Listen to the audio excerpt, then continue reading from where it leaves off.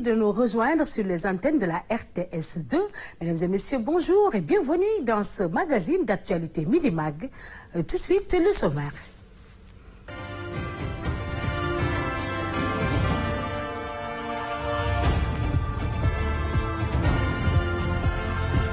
Je vous le disais tantôt dans le sommaire, nous disons dans le sommaire, le charbon bactéridien, communément appelé fièvre charbonneuse, est une maladie zoonotique qui affecte la plupart des mammifères, notamment les ruminants, les équidés et l'homme. Pour en savoir un peu plus, nous allons suivre les explications du docteur Adji Mariam Gaye. Elle est la coordonnatrice du projet de lutte contre le charbon bactéridien. Le charbon bactéridien est une maladie zoonotique. Et vous savez le rôle des maladies zoonotiques au niveau mondial. Donc c'est une maladie qui est due à une bactérie sporulée qui, une fois elle est en contact avec l'oxygène, produit des spores qui peuvent être au niveau des sols pendant des années. Ou même sous les poils de moutons, ainsi de suite, les laines, ainsi de suite, ils peuvent être là-bas. Et quand les conditions sont favorables, ils peuvent émerger et contaminer les herbes qui seront en tout cas broutées par les animaux. Ils s'affectent.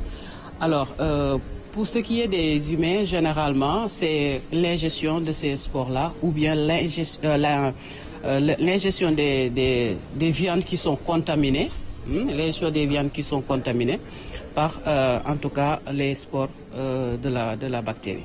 Donc, c'est pourquoi on demande à chaque fois que, quand il y a, en tout cas, des animaux qui sont affectés, que ça ne soit pas ouvert. Parce que le sang, en tout cas, contient des spores qui peuvent disséminer sur le sol et créer ce qu'on appelle des champs maudits, des zones qui seront plus, en tout cas, possibles pour le pâturage des animaux. Parce qu'ils vont être contaminés par cette spore-là. Donc c'est une maladie, comme je l'ai dit, qui a un impact en santé publique parce que c'est une zoonoose majeure, mais qui a également un impact sur l'économie pour en tout cas les éleveurs parce qu'ils vont perdre leur bétail. Donc c'est extrêmement important qu'on puisse avoir les moyens de lutter contre cette maladie dans en tout cas les régions où ils sont présents. Pour ce qui concerne les animaux, ils peuvent ingérer les spores à travers les herbes qui broutent, ainsi de suite. Mais pour les humains, ça peut être la manipulation, par exemple, de viande. Chez les bouchers, c'est un risque. C'est également ceux qui s'occupent du tannage. Hein, c'est un risque parce qu'ils peuvent manipuler, des peaux qui sont contaminées depuis longtemps. Donc, c'est une maladie déjà professionnelle. Alors, pour les éleveurs, ils peuvent abattre, par exemple, l'animal commence à présenter ils peuvent l'abattre et consommer la viande qui n'est pas recommandée. Et ils peuvent être contaminés et même mourir de la maladie. Donc, quand l'animal est contaminé par cette pathologie, on évite tout. Tout ce qu'on demande, nous, en tant que service technique des services vétérinaires, c'est qu'on procède à couper un peu au niveau de l'oreille de l'animal qui est déjà mort pour les diagnostics de laboratoire. En tout cas, faisons attention avec cette maladie, le charbon bactéridien. Restons toujours dans cette fièvre charbonneuse, cette fois-ci pour parler du projet de lutte contre le charbon bactéridien qui a été lancé par le ministre de l'Élevage et des Productions Animales. Ce projet, d'un montant de 750 millions de nos francs CFA, concerne les régions de Kolda, Ziguinchor, Sédhiou et Kédougou. Reportage Abdelaziz Bal. Cette rencontre, présidée par le ministre de l'Élevage et des Productions Animales, lance le projet de lutte contre le charbon bactéridien dans les régions de Kolda, Ziguinchor, Sédhiou et Kédougou. Ce projet, estimé à 750 millions de francs CFA, va jouer un grand rôle dans la lutte contre la fièvre charbonneuse. C'est un projet qui est financé par l'UMOA, l'Union économique ouest africaine, pour une durée de 5 ans. Avec un montant global de 750 millions. C'est un projet extrêmement important parce que la maladie, c'est d'abord une maladie zoonotique qui affecte aussi bien les animaux domestiques que les humains, qui a un impact en santé publique et économique parce que les animaux qui sont affectés meurent de façon vraiment foudroyante. Donc c'est un projet qui vient à son heure pour appuyer les régions concernées, les régions du Sud, afin qu'ils puissent vraiment contrôler la pathologie dans ces régions-là. Ce projet, très important pour le secteur de l'élevage, va surtout permettre la protection des éleveurs et du cheptel. Diverses activités sont prévues pour la réussite de ce projet de lutte contre le charbon bactéridien. Un programme de survie de notre cheptel. Donc, Monsieur le ministre, au nom des éleveurs du Sénégal, nous vous disons merci. Merci à son Excellence, le Président de la République, qui a une grande écoute pour l'élevage au Sénégal.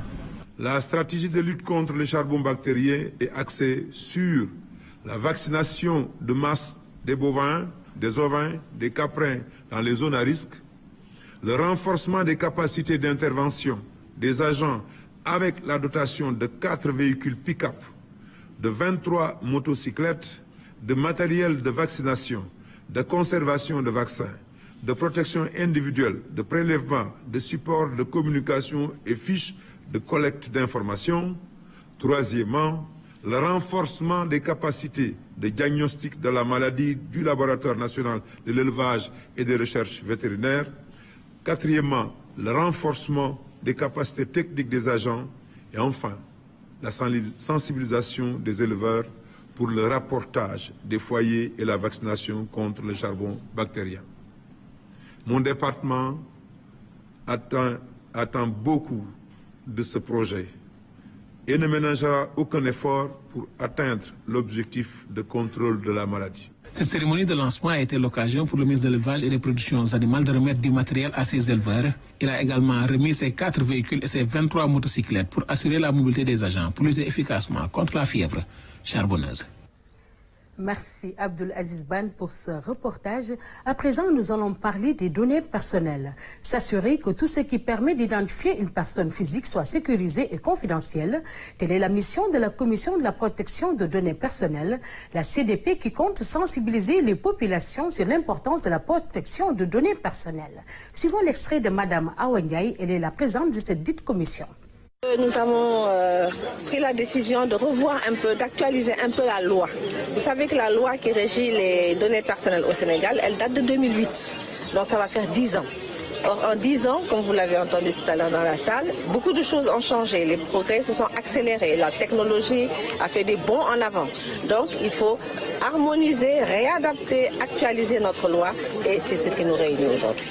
Il ne s'agit pas de réprimer, parce que franchement, la CDP, elle n'est pas là pour réprimer. Elle est là pour accompagner le citoyen, c'est-à-dire lui faire prendre conscience qu'une loi existe. Et que cette loi, elle est là pour justement encadrer l'utilisation des nouvelles technologies. L'encadrer, c'est-à-dire protéger les droits des citoyens, mais également mettre en place un cadre législatif pour imposer des devoirs à tout responsable de traitement, mais également aux citoyens qui manipulent même ses propres données. Il faut qu'ils sachent que la loi est là. Il ne peut pas faire n'importe quoi, même avec ses propres données, puisque l'État, d'une certaine manière, et là vraiment je me tourne vers le commissaire qui représente le gouvernement, et l'État est là également pour protéger les citoyens, même à leur insu et à leur détriment. Là, le nouveau règlement qui va entrer en vigueur à partir du 20 ou du 26 mai, il est évident qu'il a attiré beaucoup notre attention et nous nous sommes penchés sur ce nouveau règlement, aussi bien ici au Sénégal qu'avec nos pairs de l'Afrique, au niveau du réseau africain des autorités de protection, comme avec évidemment nos pairs de l'Europe au niveau du Conseil de l'Europe. Donc nous avons réfléchi à tout ça et nous avons dit, puisque de toute façon, que nous le voulions ou non, nous sommes partie prenante à cette nouvelle législation, puisque des entreprises françaises viennent au Sénégal et donc gèrent les dispositifs ici pour les citoyens européens, mais également des entreprises sénégalaises ont pris à charge les données personnelles de certains citoyens européens. Il est évident que donc, qu'on le veuille ou pas, nous sommes partie prenante à cette réglementation. Et pour parler des données personnelles et de sa protection, nous recevons sur ce plateau Maître Abibatou Samb. Elle est avocate au barreau de Paris. Bonjour Maître Abibatou. Bonjour Marème. Merci de l'invitation. Merci beaucoup. Donc, nous venons de suivre ce reportage qui parle des données personnelles, de la protection de ces données personnelles par rapport à la CDP. Oui. C'est quoi l'importance des données personnelles? Alors, les données personnelles sont vraiment, c'est un thème qui est très d'actualité, vraiment d'actualité, puisque ces dernières années, on s'est rendu compte de l'évolution des nouvelles technologies, de l'information et de la communication avec l'Internet. Les données personnelles, pour que ça soit compris par nos auditeurs et nos téléspectateurs, ce sont l'ensemble des éléments, tous les éléments qui permettent l'identification de la personne ou qui rendent la personne identifiable. Et comment on peut identifier une personne, par exemple? Voilà, cela peut être le nom, le prénom, date et lieu de naissance, ses antécédents médicaux, son numéro de téléphone, des éléments de ce genre. C'est ce qu'on appelle les données personnelles. Il est important que ça soit protégé puisque nous avons tous une vie privée. Et avec ces nouvelles technologies de l'information et de la communication, on a tendance à remplir des formulaires, à mettre nos photos sur les sites Internet, notamment sur certains moyens de communication comme Facebook et autres. Et ces données-là sont protégées, d'où la nécessité d'avoir des règlements et des lois qui viennent protéger les données personnelles de chaque individu. En fait, au Sénégal, on a une commission de protection des données personnelles, la CDP, qui est d'ailleurs dirigée par Mme Awa Ndiaye. Donc, en quoi consiste cette commission et quel est le rôle joué par cette commission dans la protection des données personnelles? Alors, cette commission, comme ça a été dit dans le reportage, existe depuis 2008. Elle a été créée par une loi de 2008. Et cette commission, son rôle est double. Elle a d'abord un rôle en amont, qui est un rôle de protection par rapport aux différentes déclarations. Par exemple, lorsque vous avez une entreprise qui vient d'être créée et qui est amenée à collecter des données, elle doit faire une déclaration au niveau de la CDP pour lui permettre justement d'avoir un regard sur cette collecte des données qui est faite au niveau de l'entreprise. Deuxième aspect du rôle de la CDP, lorsqu'il y a une violation, elle est amenée soit à demander à celui qui viole la loi de cesser ses actions, justement pour mettre encore une fois le justiciable à l'aise, donc c'est une mise en demeure, ou alors elle a la possibilité de saisir au niveau pénal le procureur de la situation, parce qu'effectivement ce n'est pas la CDP qui introduit une action en justice, mais elle peut informer le procureur d'une situation. On a constaté également des dérives au niveau de ces données personnelles, oui, au niveau de l'Internet, les Facebook, des sites, tout cela. Donc comment faire pour sécuriser les données personnelles et par rapport à la confidentialité également de ces données personnelles? Alors je dis toujours que la sécurisation, c'est un travail que nous devons faire nous-mêmes. Hein, au niveau préalable, de manière préalable, puisque c'est nous-mêmes qui fournissons les informations. Quand ce n'est pas nécessaire, essayons d'en donner le moins possible. Notamment, je cite encore Facebook, qui a souvent été condamné pour des données qui ont été diffusées sans l'accord des personnes qui sont concernées. Donc, d'abord nous-mêmes, faisons attention. Quand on va voir le médecin, on n'a pas trop le choix. Mais sur les réseaux sociaux, faisons attention. Seconde position, lorsqu'il y a une violation, il est important quand même de se manifester auprès du procureur ou d'autres endroits qui sont prévus par la loi, comme la brigade spéciale de la cybercriminalité, qui, elle, sera en mesure d'accompagner la personne dans sa démarche pour qu'effectivement l'atteinte portée cesse et s'il y a lieu qu'il y ait une indemnisation. Est-ce que nous, on n'en fait pas trop? Par exemple, on met les photos de nos familles quand on part en voyage et tout ça. Est-ce que également les personnes ne sont pas responsables? Elles sont totalement responsables quelque part. Et je fais une différence entre, encore une fois, les données qu'on est obligé de donner, pardonnez la répétition, et les données que nous-mêmes choisissons de diffuser. Par exemple, quand on utilise un outil comme WhatsApp, il y a des messages vocaux que l'on dépose, c'est destiné à une personne. Le fait de devoir voir ces messages transférés à une autre personne, c'est une sorte d'atteinte aux données personnelles, puisque le destinataire principal du message a dépassé l'autorisation qu'on lui avait donnée par rapport à ça. Donc nous sommes entièrement responsables de ce qui se passe. C'est aussi à nous de faire attention par rapport aux situations actuelles que nous vivons. Est-ce que la mise en demeure également est contraignante?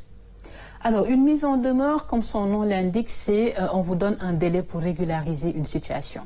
Donc, il y a une sorte de contrainte et on vous dit ce qui vous attend si vous ne respectez pas la situation à l'issue de ce délai-là. Elle est contraignante quelque part. Il y a aussi éventuellement les sanctions qui sont derrière. Quand on dépasse le stade de la mise en demeure et qu'on passe à la phase sanction, on peut avoir une amende. Et aujourd'hui, la loi sénégalaise nous dit que cette amende peut aller de 500 000 à 10 millions.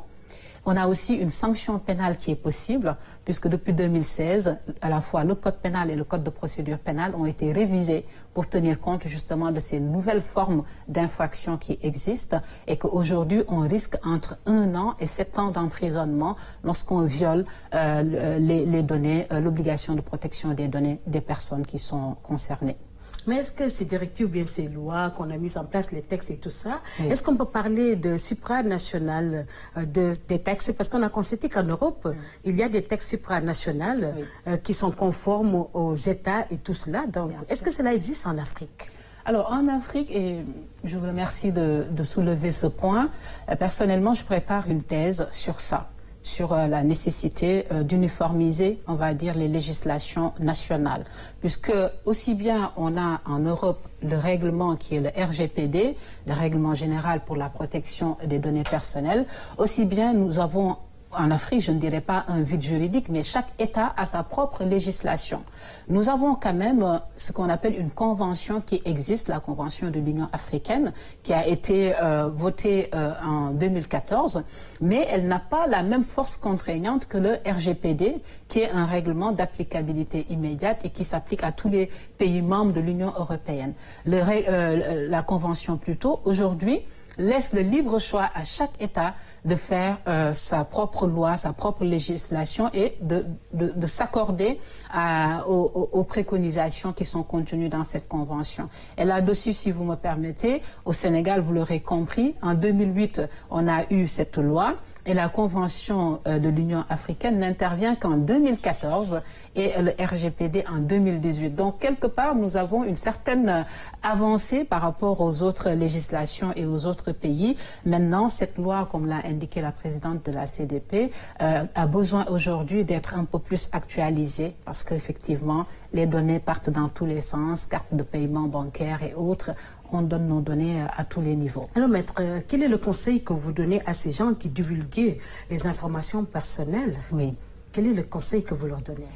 Il faut que ça cesse. Il faut que ça cesse parce que ça peut avoir une incidence assez importante. Il y a des gens qui sont traînés en justice pour des messages qu'ils ont déposés dans un cadre privé et qui sont par la suite poursuivis. Et quant à nous, personnes privées, le conseil que je peux donner, c'est vraiment soyons vigilants et donnons le moins d'informations possible par rapport à nos situations respectives. Merci, maître Abibatou Samb. Nous vous remercions d'être venu. Merci à vous. Merci beaucoup. Autre aspect de l'actualité à Kolda, la filière lait se porte très bien. La capitale du Fouladou est même considérée comme pionnière dans la production de lait au Sénégal. Les unités produisent jusqu'à 400 litres par jour.